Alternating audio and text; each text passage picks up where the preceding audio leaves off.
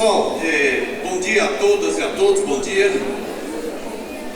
Depois do lanche dá uma certa letargia, uma certa preguiça, ainda que não tinha uma cachaçinha lá para ajudar. Mas vamos nós enfrentar o debate. Primeiro eu gostaria de agradecer muito o convite para estar aqui nessa atividade tão importante que reúne os docentes aqui do Distrito Federal. Gostaria de agradecer o convite. Segundo, gostaria de elogiá-los por ter pautado o debate sobre a questão de mídia. Geralmente os congressos sindicais, eles debatem muito, e é corretíssimo, e tem que fazer isso, e tem que aprofundar, debatem muito a luta da categoria, a luta econômica, corporativa, né? Quais são suas bandeiras, suas reivindicações, seus planos de ação. Geralmente os congressos sindicais também se debruçam sobre o tema político mais geral, no sentido de entender o contexto em que estão vivendo, né, a chamada conjuntura internacional e nacional e local, mas poucos congressos sindicais debatem o tema mídia. Nesse sentido, eu queria dar os parabéns em público para vocês. Esse é talvez um dos temas mais importantes da atualidade. Mídia é uma questão, debater a mídia, como fortalecer os nossos instrumentos, como democratizar a comunicação, talvez seja uma das questões mais estratégicas da atualidade. Se a gente não enfrentar esse tema, nós vamos ter muita dificuldade para avançar nas nossas lutas, muita dificuldade para promover transformações mais profundas na sociedade brasileira. Esse é um tema, no meu entender, estratégico. E aí eu queria dar os parabéns a vocês por terem pautado o tema. Gostaria, Beto deve concordar comigo, que é um lutador dessa área, né? Muito legal estar com ele aqui na mesa. Gostaria que todas as categorias tivessem a compreensão que vocês estão tendo e que pautassem o debate desse tema. Então, feito o meu agradecimento e feito o meu elogio público ao Ciro por ter tomado essa atitude, eu vou entrar aqui num tema, que é um tema polêmico, né? Se a gente vê a TV Globo, vê os jornalões, vê a Veja, parece que a mídia é uma beleza, a mídia é que faz a democracia no Brasil, a mídia é que é a transparência.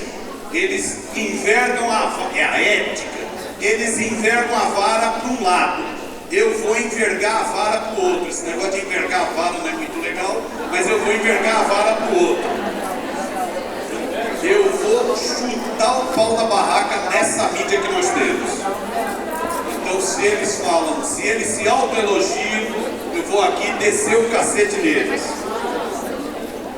Primeiro, é o seguinte, a mídia hoje é um grande poder. Grande poder. Nós tivemos desde Gutenberg, com a imprensa impressa, nós tivemos um início de debate mais intenso de ideias na sociedade. Só que isso foi ficando mais complexo. Surgiram as rádios, nos anos 20, 10 do século passado.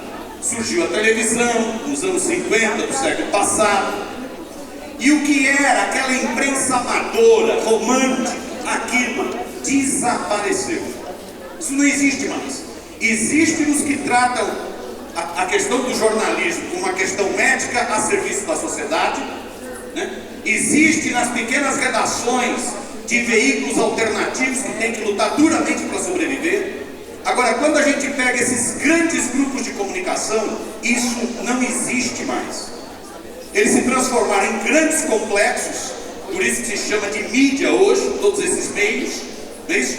Grandes complexos que pegam a informação, o entretenimento, a cultura, que no Brasil inclusive tem uma aberração, é a mesma empresa que faz tudo. Isso nem nos Estados Unidos, que eles adoram ficar babando ovo, existe, que é a chamada propriedade cruzada.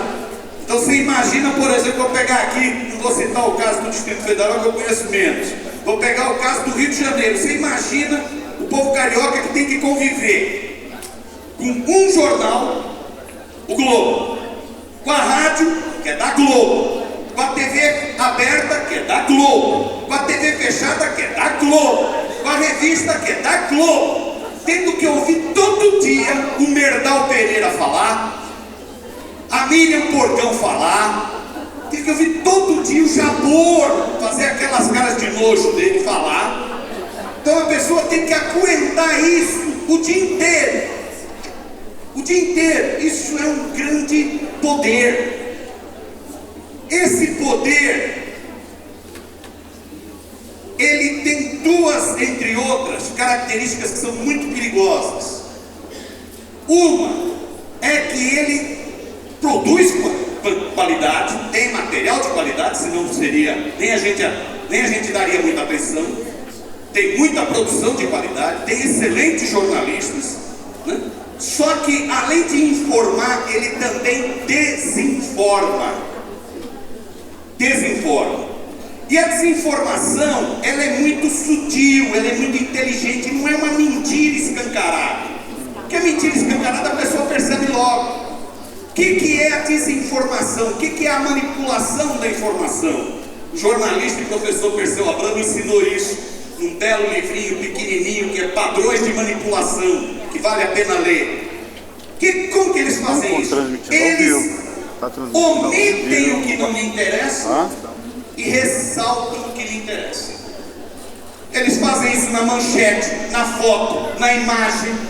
É assim que eles fazem. Então, por exemplo, situação dos trabalhadores. Isso para eles não interessa, inclusive porque eles exploram trabalhadores também.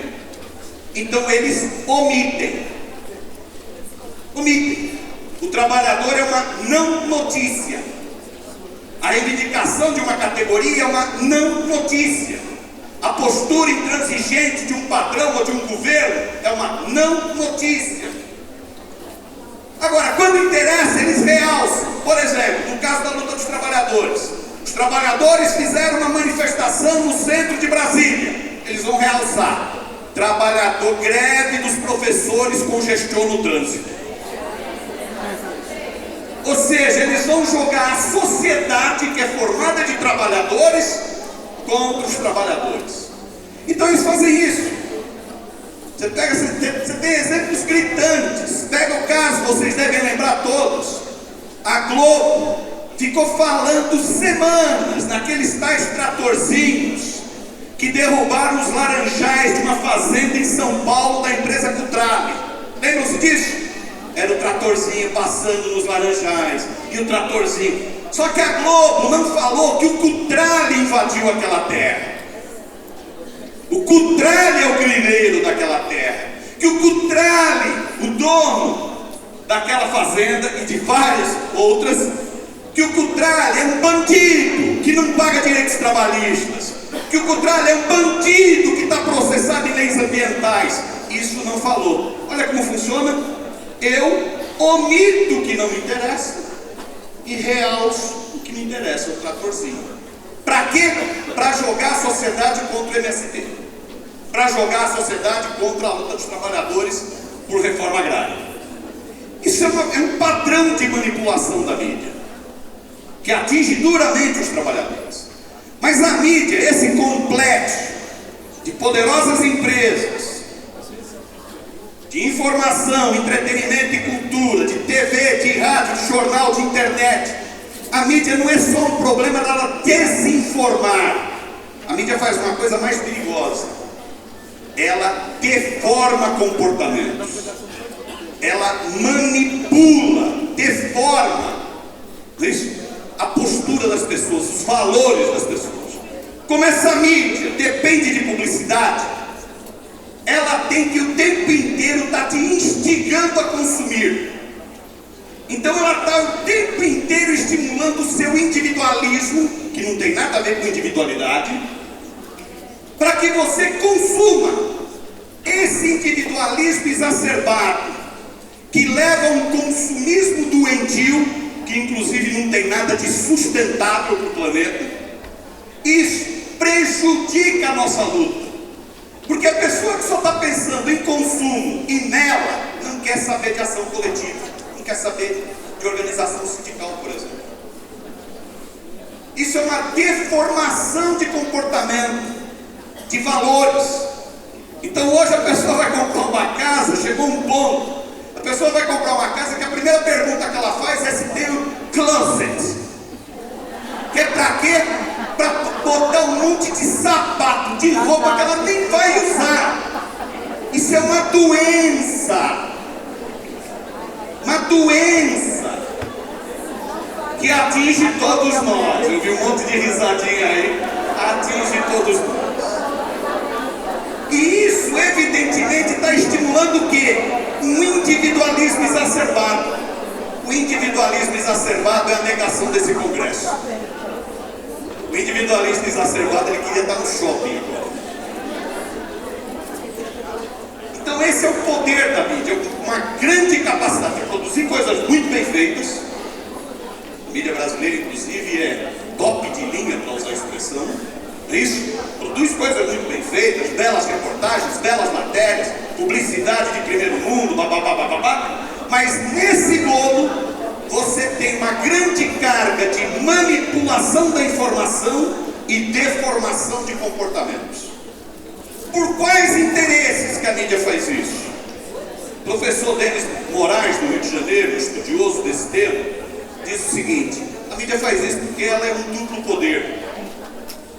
Ela é um poder econômico. É um grande poder econômico. Não é aquela merrequinha de fundo de quintal, de um bairro, de uma cidadezinha. Hoje no mundo você tem 30 grandes grupos que dominam a mídia. Desses 30, 9 são os principais. Um deles é desse rapaz honesto, ético, muito bom, esse Murdoch do Reino Unido. É o principal, é o maior império midiático do mundo, Deus guarde. Aquele bandido do Reino Unido, que foi levado ao banco de réus. Lá eles levam, aqui nós não conseguimos levar o Ciro. Né? Lá eles levaram ao banco de réus, o Murdoch. São grandes grupos, grandes grupos. Vários desses grupos casados com banco, associados a banco. Por isso que eles defendem tanto o Estado mínimo. Por isso que eles defendem tanto reduzir o papel do Estado, ter menos gasto na saúde e na educação, que é para quê? Para ter mais dinheiro no sistema financeiro. Por isso que eles defendem tanto aumentar a aposentadoria, que é para ter mais dinheiro no sistema financeiro. Por isso. Que é casado com o capital financeiro. Em alguns países, essas empresas midiáticas são casadas inclusive com a indústria de armamentos. Você pega os dois principais grupos midiáticos da França, os dois vieram da indústria de armamentos. Você imagina se essa turma vai falar contra a guerra? Como que eles vão vender arma? Como que eles vão vender arma? Se eles são vinculados a isso. Então, a mídia é um poder econômico, com grandes interesses econômicos. No Brasil, inclusive, isso chega à aberração. Que a mídia brasileira ainda não chegou nem no capitalismo, ainda está no feudalismo. A mídia brasileira é de famílias. São 7 famílias que dominam a mídia brasileira. 7. Dá para falar aqui, ó. Assim, Marinho, todo mundo conhece. Tinha o pai, agora tem os 3 filhos. Os filhos do Marinho. Marinho. Abravanel, vulgo Silvio Santos. Macedo, é uma família. Igreja Universal. Isso? Saad é outra família. Bandeirantes. Isso na radiodifusão. Eles dominam. A televisão, alguém pensa assim, não, mas são grupos de São Paulo e Rio. Nada. Eles têm afiliado em todos os estados. Eles retransmitem a sua opinião dos estados para todos. Todos. São esses 4 grupos. Se você pega lá no Rio Grande do Sul, tem um grupo, mas é vinculado à Globo. Pega na Bahia, tem outro grupo. No Grampinho, na CM Neto, mas é vinculado à Globo. Pega no Maranhão, tem um grupo, o Sarney, mas é vinculado à Globo. Então tem tentáculos. Tem os coronéis eletrônicos de cada estado, como diz o professor aqui de Brasília, Vinícius Lima. Então são esses 4 na radiodifusão. Aí você pega 2 na imprensa impressa e que tem agências de comunicação. Família Frias, do Grupo Folha, e Família Mesquita, do Grupo Estado. Alguém fala, não, mas são de São Paulo. Não são de São Paulo. Eles fazem a cabeça do Brasil inteiro. E você pega na área de revistas e distribuição a Família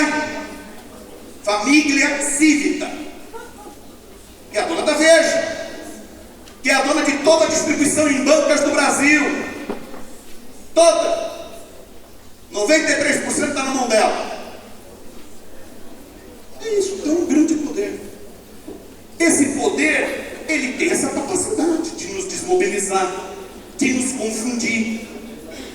Ele trabalha com as informações, tentando gerar confusões na luta dos trabalhadores. Vamos pegar um caso agora. Parece curioso, né? Por que o mensalão, chamado mensalão, que surgiu numa experiência de um publicitário chamado Valério, em Minas Gerais, a mídia não chama de mensalão tucano, chama de mensalão mineiro? Por que essa coisa que surgiu muito antes, até hoje não foi julgado? E por que o mensalão do mesmo Valério, o mesmo esquema, está sendo julgado agora como mensalão do PT? Olha que eu não sou do PT, falaram que todo mundo aqui é do PT, eu não sou do PT. Não sou do PT. Por que estão falando mensalão? Por que não falam do mensalão tucano, mas falam em mensalão mineiro, que foi bem antes, e o Tribunal Supremo aqui, com as suas vaidades, os seus torquemadas, os seus torturadores, estão confundindo juiz com inquisitor, são coisas diferentes. Por que não julgar aquele e estão julgando esse? Alguém já pensou nisso? Por que não julgaram o primeiro e estão julgando o segundo? Alguém já pensou por que estão julgando exatamente na véspera das eleições municipais? Foi uma casualidade? Por que estão julgando exatamente na véspera das eleições municipais? Por que estão querendo acelerar o julgamento do Zé Dirceu para a semana das eleições municipais? Por quê? Alguém não perguntou? Isso é uma grande... Quem fez toda a pressão para isso? Joaquim Barbosa, quando assumiu, foi taxado por alguns jornalistas e calunistas da mídia de forma pejorativa. Era uma marionete do Lula, tinha sido indicado pelo Lula, não é isso? Alguns chegaram, tinha um pitbull da revista Veja que chegou a fazer comentários racistas contra o Joaquim Barbosa. Agora o Joaquim Barbosa virou herói nacional, candidato à presidência da República. Alguém já entendeu essa lógica? Isso é manipulação. Eu não estou entrando nem no mérito do julgamento. O julgamento tinha que ser feito. Agora, o julgamento tem que ser com base nos autos. O julgamento tem que ser técnico-jurídico. A Constituição brasileira fala em presunção de inocência e não em presunção de culpa. O direito brasileiro está sendo rasgado pelo Supremo Tribunal Federal. O direito brasileiro, indício não é prova, é indício. Eles vão ter que mudar todo o ensino de direito no Brasil. Indício virou prova concreta. Então eu tenho um indício de que você é pedófilo. Pronto, você está condenado. É um indício, não é prova. Não é prova. Por que a mídia está fazendo esse verdadeiro carnaval? Eu diria que ela tem dois grandes objetivos. Um objetivo é imediato, tático, eleitoral. A mídia está fazendo o que um grande pensador, um cara que os professores deviam estudar bastante, na minha opinião, um sujeito chamado Antônio Gramsci, isso? Um grande pensador disse: em momentos de crise de representação da burguesia, a imprensa ocupa o papel do partido do capital. Isso ele falou na década de 20. Ocupa o papel do partido do capital. A mídia está fazendo o papel do partido do capital. Há uma crise de representação da direita brasileira. Eu não estou dizendo que esse governo é de esquerda, não. Esse governo tem todas as suas confusões.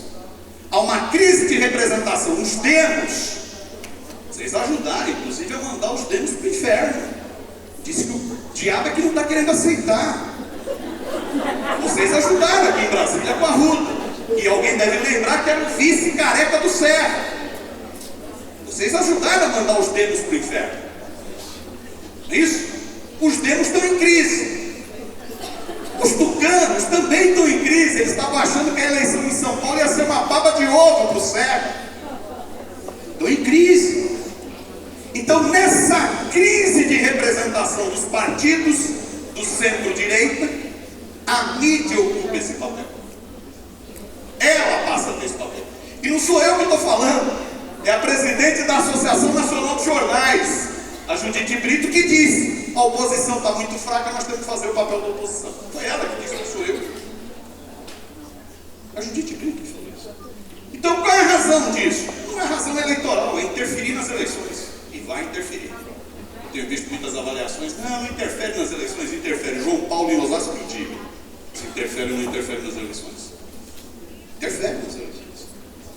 Mas o segundo grande objetivo é um objetivo estratégico: é derrotar todas as forças, com as suas diferenças, com a sua pluralidade, todas as forças vinculadas à luta popular e de trabalhadores do Brasil.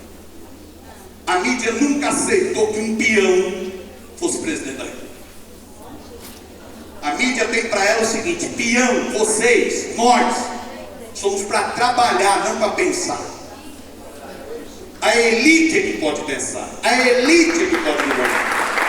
Então essa mídia tem nojo de nós, tem nojo de nós. Nós somos subalternos para ela. Então o que ela está tentando fazer em todo esse processo? Não é condenar os R$38 do mensalão, é condenar a luta dos trabalhadores. O nosso ouvido de vocês, talvez, em São Paulo, a gente está doído, está virando pinico. Porque a turma chega e fala assim: ah, vocês são do time dos mensaleiros. Não sei se vocês têm aqui também. Vocês são sindicalistas. Vocês são da turma dos mensaleiros. Olha aí. É derrotar a luta dos trabalhadores. Até quem não apoia o Lula, não apoiou a eleição dele, até quem não está na central criada pelo Lula, ouve isso. Porque fica o quê? É a luta dos trabalhadores. É uma visão estratégica. Eles estão tentando desgastar a nossa luta. A nossa luta. Isso é o poder de manipulação da mídia. Para encerrar, eu acho que meu tempo já estourou. Diante desse cenário difícil, o que fazer? Ué, então é isso a mídia? Você não está exagerando na dose? Pode acontecer que eu esteja exagerando na dose. Diante desse cenário, o que fazer? O que fazer? Não sei.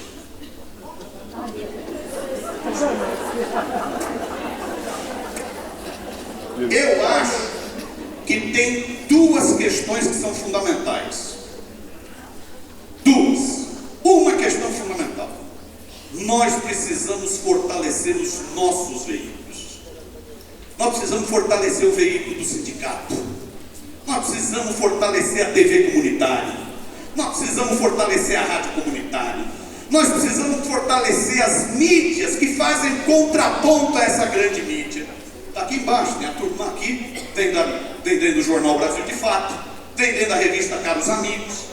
São revistas que muitas coisas eu posso não concordar, posso ter opiniões polêmicas sobre aquele tema, mas são revistas que fazem um contraponto, que estimulam o espírito crítico. São jornais, são sites que fazem um contraponto. Nós precisamos, no meu entender, fortalecer essa mídia. Eu, um espaço aqui, iria lá embaixo. Eu não sou da Caros Amigos, o Wagner Nabuco, que é o dono da Caros Amigos, vai agradecer. Eu não sou da Caros Amigos, não, mas eu chegaria aqui embaixo e faria a assinatura da Caros Amigos. Faria a assinatura da Brasil de Fato. Nós precisamos fortalecer os nossos instrumentos, na nossa pluralidade. Na nossa pluralidade.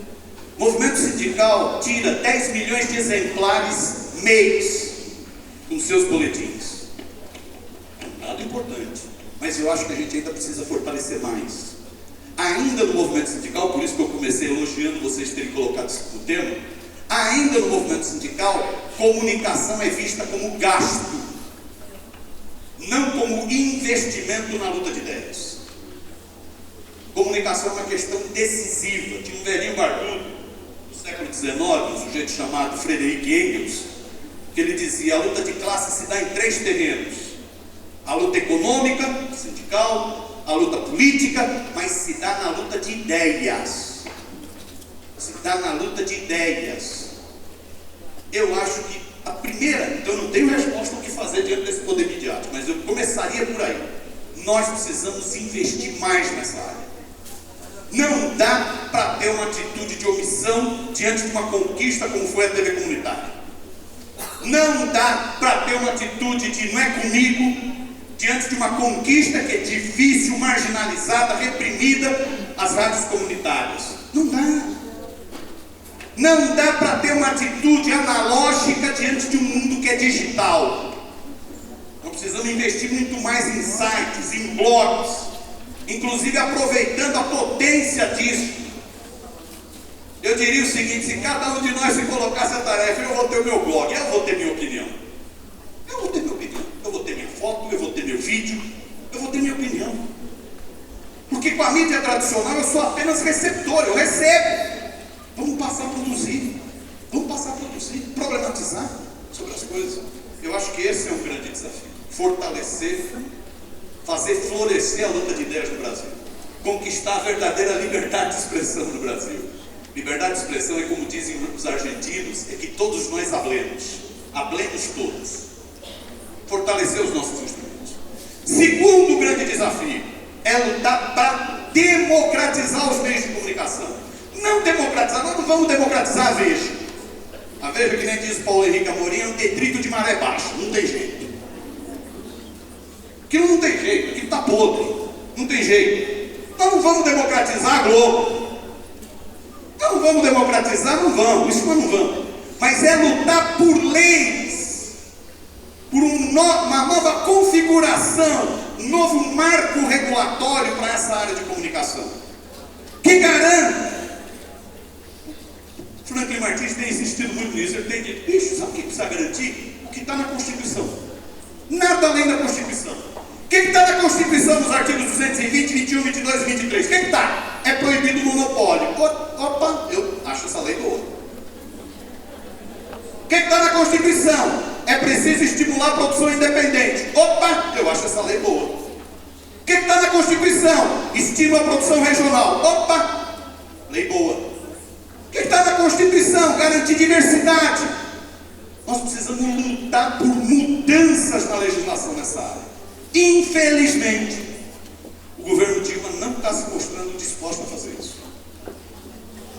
E nesse sentido, o movimento sindical, penso eu, para encerrar, o tempo já estourou, penso eu, o movimento sindical, na sua luta cotidiana, na luta por salário, na sua luta política, e nessa luta de ideias, ele precisa sempre combinar três coisas que são fundamentais. Um é ter autonomia. O movimento sindical não se confunde com o Estado. Dois, pressão permanente, porque a gente elege, porque tem que eleger, porque se não eleger vem o pior. O que propõe a omissão, na verdade está ajudando o pior. Está ajudando o pior. Isso. Então, nós elegemos. Agora nós temos que pressionar permanentemente, porque nós estamos numa sociedade de classes. Como diz o professor Boaventura, hoje, no mundo do poder financeiro e do poder midiático, todo governo que se elege pode virar refém desse poder. Esse poder perde na eleição e ganha politicamente. Por isso você tem que fazer pressão permanente.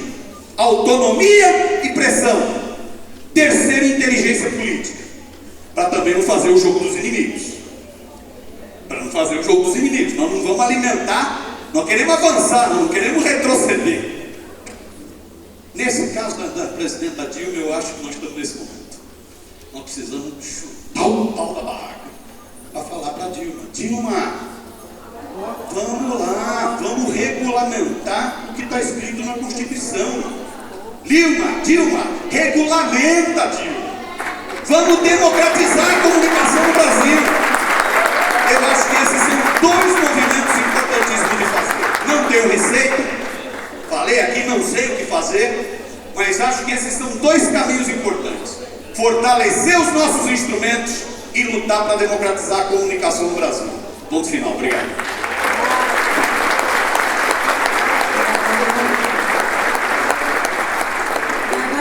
Realmente é um debate que a gente tem muito o que falar, principalmente para falar deles, né? E também, Miro, nós educadores, a gente sabe, sempre que você vê alguma coisa colocada do fracasso escolar, remete sempre a responsabilidade para quem? Os professores. Não se fala da falta de investimento, mas a responsabilidade é sempre de nós, né? É nossa, nós é que somos responsáveis pelo fracasso escolar no país e no mundo, de certa forma. E quando fala de como tratam da omissão e aquilo que querem colocar em destaque, um massacre que nós tivemos recentemente dos trabalhadores da África do Sul, como isso foi tratado numa timidez aqui no Brasil, pelo menos, né? Você não viu nem Globo, nem Record, nenhuma emissora se indignar com isso e explorar o fato. Então fica realmente claríssimo assim, qual é o papel e naquilo que eles têm interesse. Ontem o Gadotti falou aqui, se aprova os 10% do PIB, quebra o país. Quem é que está convencendo a população disso? De que o Brasil não tem condições de aprovar os 10%. Então, cumpre realmente com esse papel, sem contar, quando a gente trata da sustentabilidade, a responsabilidade que atribui hoje aos países, e aí nós não podemos abrir mão do nosso crescimento, é claro que com a responsabilidade, né, e controle disso, mas também não deixando que essa mídia e esse capitalismo imponham a nós. Então agora nós não podemos, o nosso país que amargou durante séculos, sem crescimento, sem desenvolvimento, sem progresso, e agora que nós estamos um outro caminhar, que isso é fato, a gente, de certa forma, colocam para nós de forma equivocada, distorcida essa responsabilidade, né?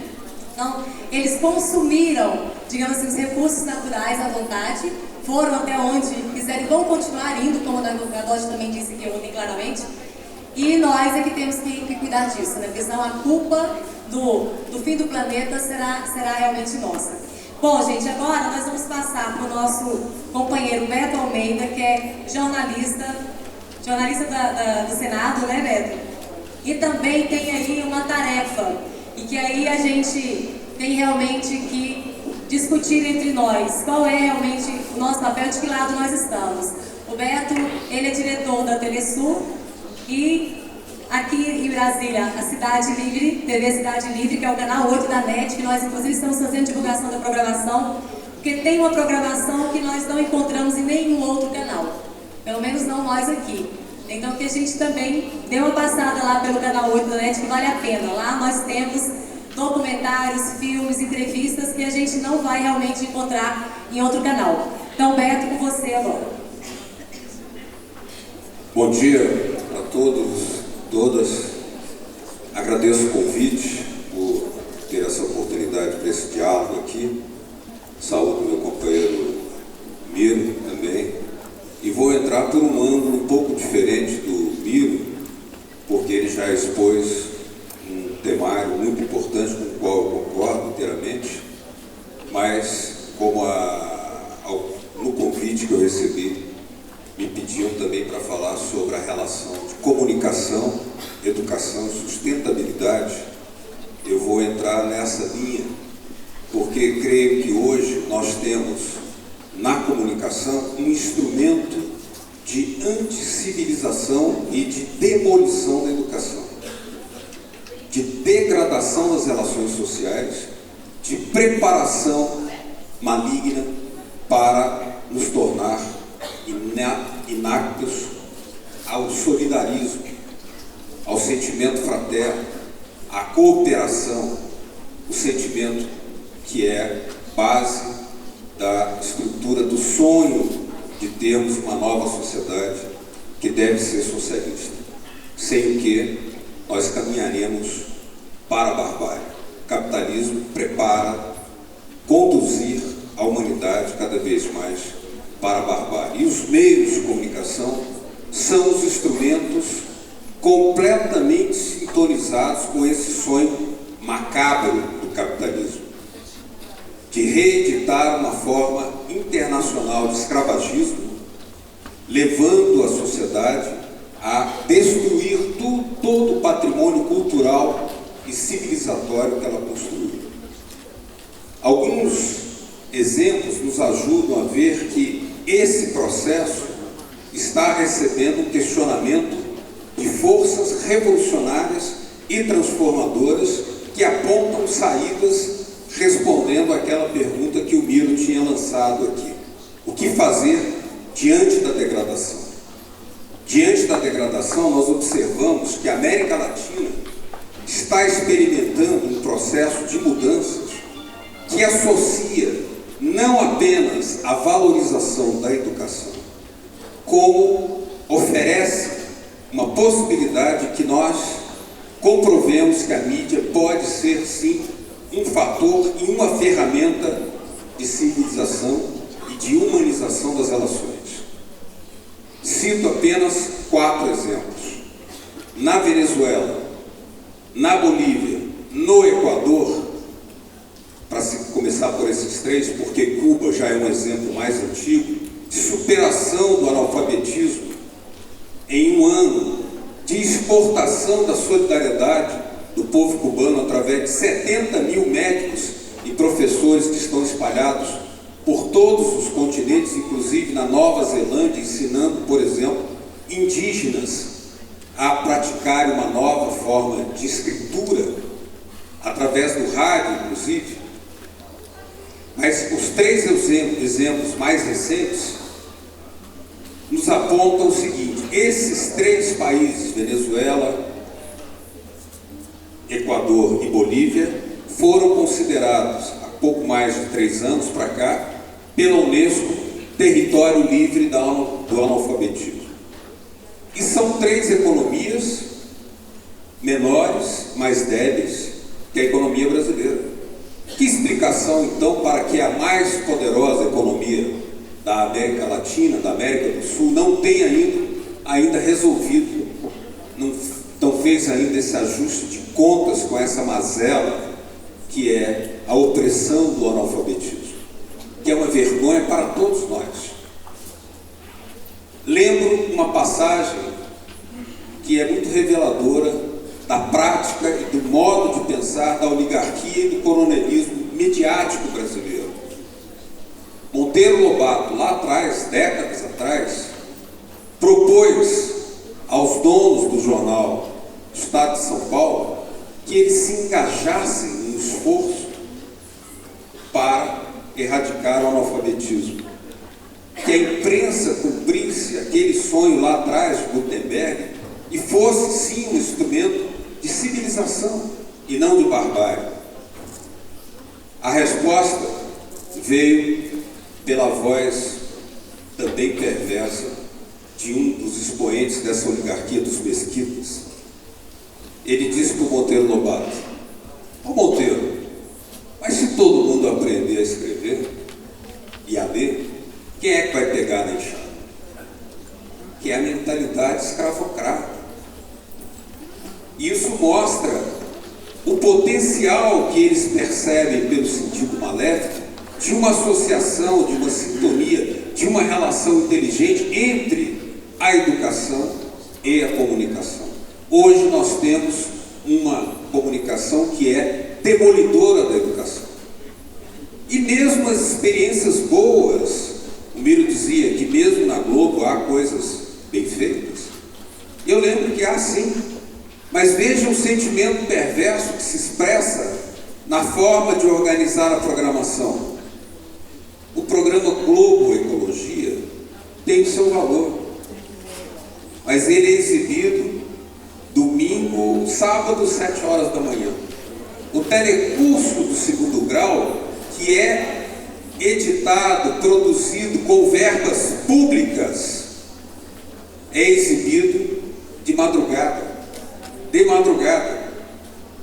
E outros programas também dessa natureza são exibidos em horários em que ninguém pode, ou de muito baixa audiência. Isso é proposital. Ao mesmo tempo que funções que a televisão poderia cumprir no sentido de ajudar a boa convivência, a boa prática, inclusive, de certa forma, ajudando, colaborando para reduzir os índices de violência na sociedade, não são feitos. O futebol é exibido lá, obrigando as pessoas a ficar muito mais tempo no bar. Aí está a associação com o alcoolismo, um dos grandes patrocinadores dos programas de maior audiência da televisão. Então o futebol que poderia ser mais cedo é passado lá atrás. E isso é uma obrigação da televisão, é uma imposição da televisão que leva o jogo a ser feito muito tarde, quando poderia ser mais cedo. Então, companheiros, coisas dessa natureza, onde até as boas experiências são escondidas, mostradas em horários mais adversos, se revelam perversas se nós respondemos aquela pergunta. Diante da dívida informativa, cultural, que nós temos para com o povo brasileiro, o que dizer de um país que se dá o luxo de expor gerações em quantas mil horas de TV Xuxa e de MMA, onde um cara fica dando joelhada na cabeça do outro, quebrando a cara do outro, e isso é passado feito um delírio macabro e celebrado de uma forma comercial, mas que tem um efeito deletério, destrutivo sobre as relações sociais. Aí nós vemos o papel que a televisão vem cumprindo para deseducar. Todo o esforço dos educadores, das educadoras, feitos por uma vida inteira de dedicação, porque vocês fazem uma opção de vida, é uma opção de vida, é demolido por horas sofisticadas do uso de tecnologias caríssimas como o satélite para passar uma mensagem de anticivilização, de barbárie, de destruição dos mínimos padrões que a humanidade conquistou na sua luta pela civilização. Saídas existem. Qual é a saída? É o fortalecimento, a expansão, a qualificação da comunicação eminentemente pública. Qual é essa comunicação pública? Aquela que não está sujeita, controlada, dirigida pela ditadura do mercado. Não é raro que os agentes dessa ditadura midiática chamem a comunicação pública de chapa branca, tentando desprestigiá-la, tentando inferiorizá-la. Mas aí eu lembro que é exatamente nessa comunicação pública em que há mais sintonia e mais respeito à comunicação naquele capítulo da Constituição, naquele capítulo da comunicação social. O Biro falava aqui de 3 artigos, eu cito um mais. O artigo 224 diz que a comunicação deve prever uma complementaridade entre os sistemas público, estatal e privado. No Brasil, o privado é desse tamanho. Todas as verbas vão para lá. As TVs comunitárias estão à míngua. As TVs educativas, em boa medida, estão às mínguas. Não há apoio ao jornalismo popular, ao jornalismo sindical, coisa que existe em outros países, como na Venezuela, na Bolívia e no Equador. Esses 3 países que venceram o analfabetismo, eles também construíram uma mídia pública e associaram a mídia ao processo de sustentação, de vencer toda a miséria acumulada, entre elas a miséria educacional e cultural, que estava consignada numa taxa de analfabetismo imensa, que inclusive formatou um sentimento da classe média e da oligarquia nesses países de desprezo profundo contra o povo. E eu ouvi em Caracas, numa das reuniões que fui da Telesur, um intelectual dizendo que os opositores do Chaves dizem assim: para que é que o Chaves quer alfabetizar esses negrinhos? Para quê? Esse é o sentimento de desprezo social, de racismo. E o Chaves não só se rebelou contra esse sentimento, como foi mais além. Organizou o processo de alfabetização em massa, de produção de livros em massa, de construção de uma nova universidade, de rediscussão dos projetos pedagógicos, que não adianta também só dar mais recursos orçamentários para a área da educação ou para a área da mídia, sem discutir o seu conteúdo.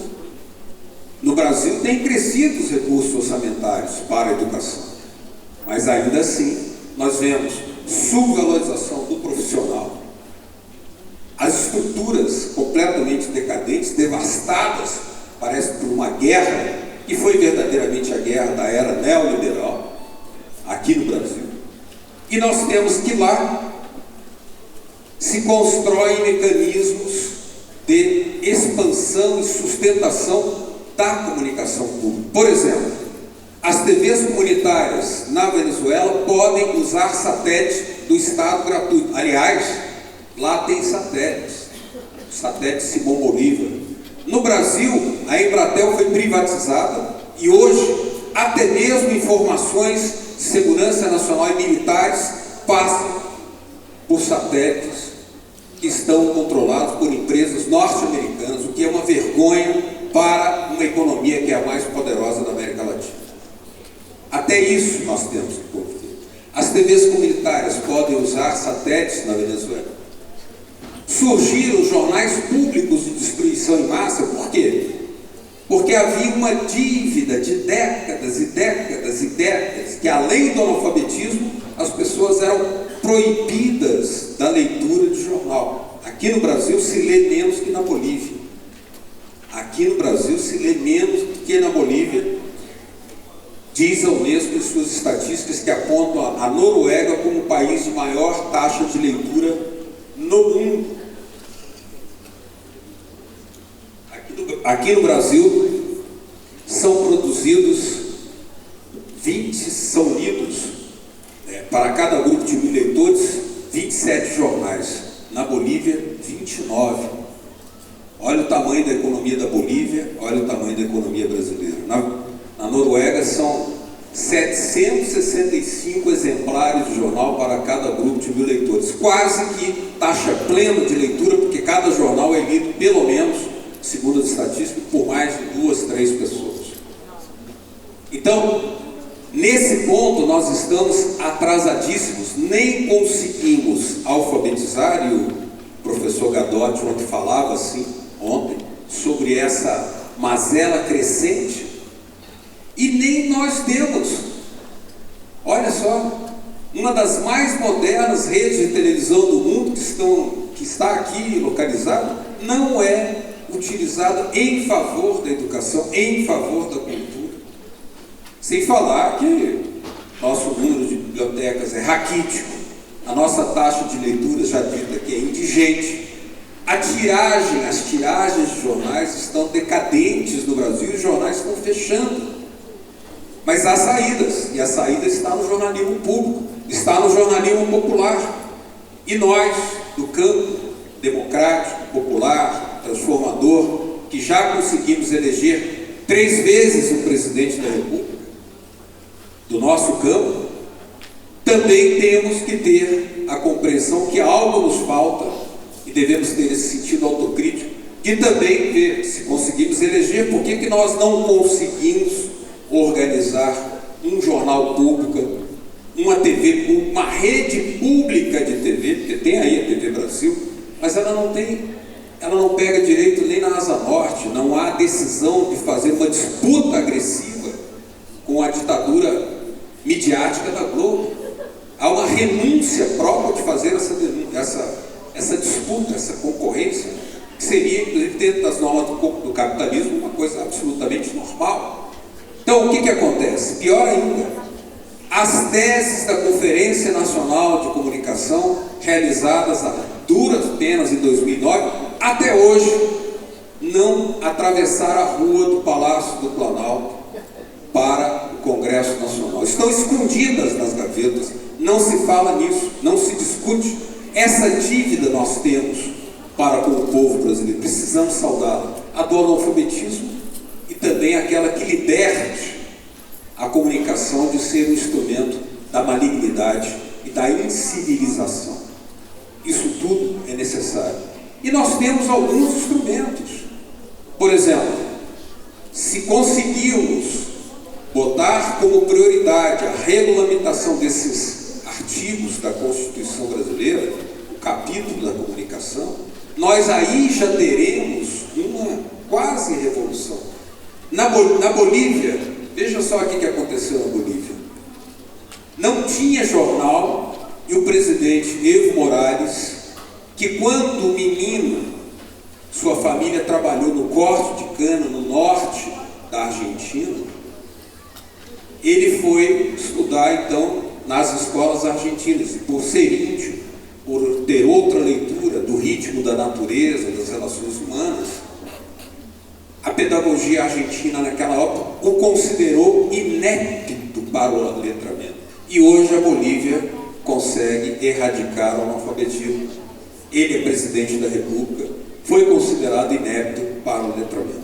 Imagine, na Argentina hoje se aprovou um conjunto de leis que permitiu surgir uma televisão nacional exclusivamente para cultura, ciência e educação. Se chama TV Encuentro. Um canal nacional de televisão exclusivamente infantil para as crianças não serem imbecilizadas da forma monstruosa, degradante, como é feito aqui no Brasil hoje. Inclusive um laboratório de malignidade com essa publicidade que tenta levar as crianças a serem fomentadoras e constrangedoras das suas famílias para que o valor fundamental da vida seja ou um bombom ou um tênis, e não uma cultura, uma ideia, uma visão de mundo, um sonho de uma nova humanidade. Hoje tem lá na Argentina um canal exclusivamente infantil chamado Patapá, de uma delicadeza, de uma ternura, de uma forma de tratar as relações humanas universais, porque lá se fala de tudo. Contos da Grécia Antiga, para conhecer a cultura do Brasil, para conhecer, enfim, não é nada xenófobo, que só mostraria a Argentina e a Argentina, não, prepara uma nova geração. Mas por quê? Porque ali está sendo fortalecida a comunicação pública. Dentro do mercado não há saída. O Miro já disse isso, Paulo Henrique Amorim fala isso. Não existe a menor possibilidade, porque eu sou partidário daquela tese de que há uma malignidade intrínseca nos meios de comunicação privada. Eles são inaptos para serem recuperados, corrigidos. Ou há uma intervenção do ponto de vista de uma reorganização que regulamente um serviço que é público, porque as concessões são públicas. A família Marinho nunca foi eleita, eles nunca se submeteram a nenhum voto. A presidenta Dilma foi eleita para a função que cumpre. Eles têm um mandato por um tempo determinado, mas devem cumprir as regras estabelecidas na Constituição e não fazem isso. Foi isso que o Chávez fez lá na Venezuela, quando findou um prazo de uma concessão de uma televisão que havia organizado um golpe de Estado, rasgado a Constituição.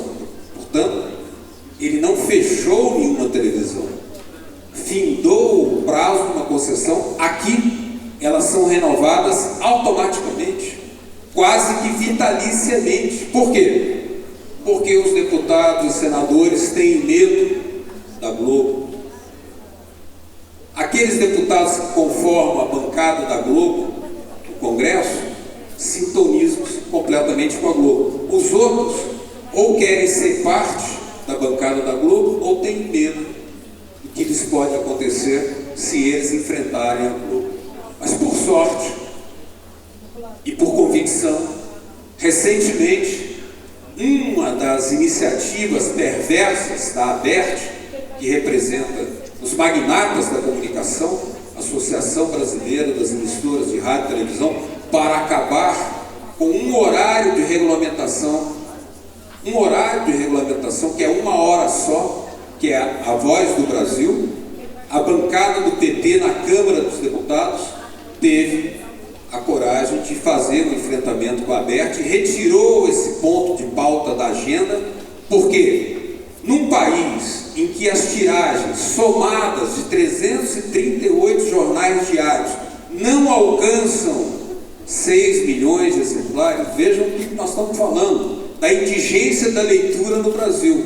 Os jornais diários do Brasil, que são 338, somando todos, a tiragem não alcança 6 milhões e meio de exemplares, por aí. Somos quase 200 milhões de habitantes. Aqui não se lê.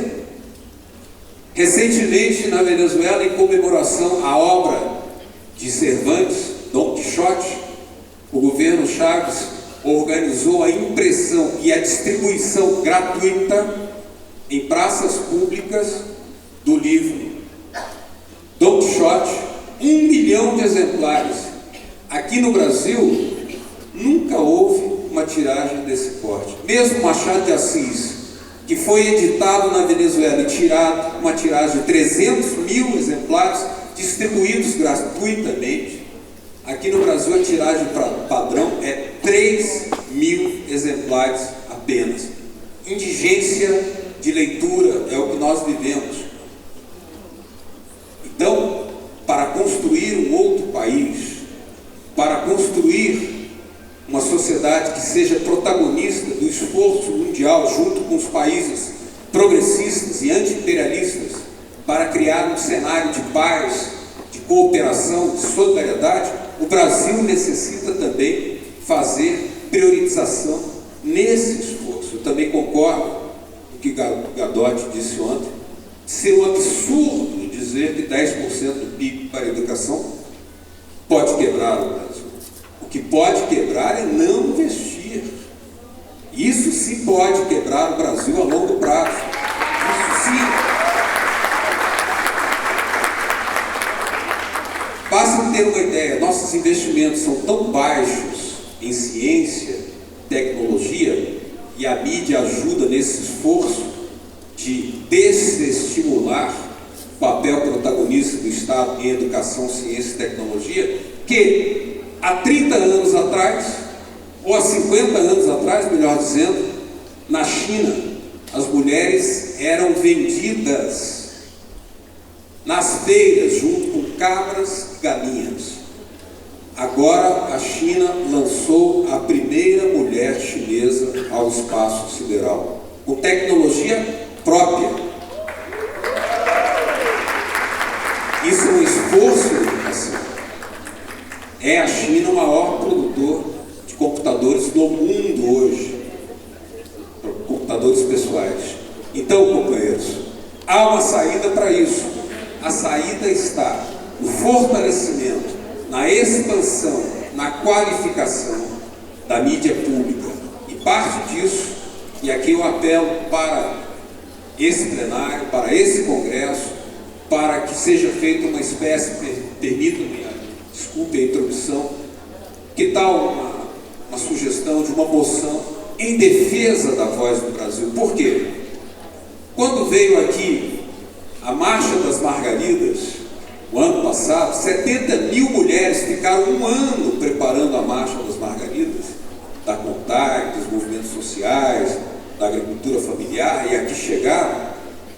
Quem deu a grande reportagem, a grande cobertura respeitosa, verídica, veraz, sobre essa Marcha das Margaridas, e que chegou lá no campo, porque lá não chega jornal, nem o Globo, nem o Correio Brasiliense, nem nenhum deles, que estão caindo a sua tiragem por falta de credibilidade. Por falta de credibilidade, eles dizem que a tiragem é tanto, mas eles não dizem qual é a voltagem, que é uma rejeição imensa a esses jornais. Quem cumpriu a Marcha das Margaridas foi a Voz do Brasil. Se nós perdermos a Voz do Brasil, que é a ABERT, os magnatas da comunicação querem destruir, teremos uma hora mais de baixaria comunicativa e mais comercialismo no rádio. Perderemos, inclusive, a possibilidade de que lá nos grotões, seja do campo da cidade, as pessoas, os cidadãos brasileiros, tenham contato, conhecimento e compreensão com aquilo que está sendo decidido, realizado pelos poderes executivo, legislativo e judiciário. É a única hora onde a ditadura do mercado não manda no processo informativo brasileiro.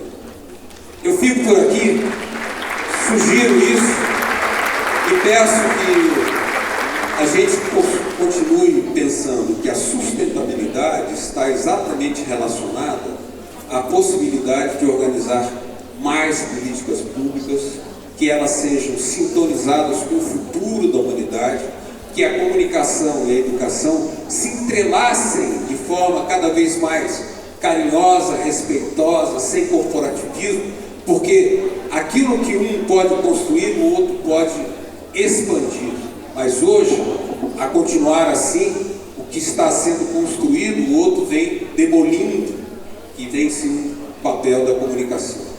Nesse sentido, a sustentabilidade é conseguir organizar uma forma de vida que tenha uma relação lógica e inteligente com os meios naturais, com o patrimônio construído pela humanidade e com o avanço tecnológico colocado democraticamente, com a participação popular, a serviço da vida, a serviço da civilização e contra a barbárie. Muito obrigado.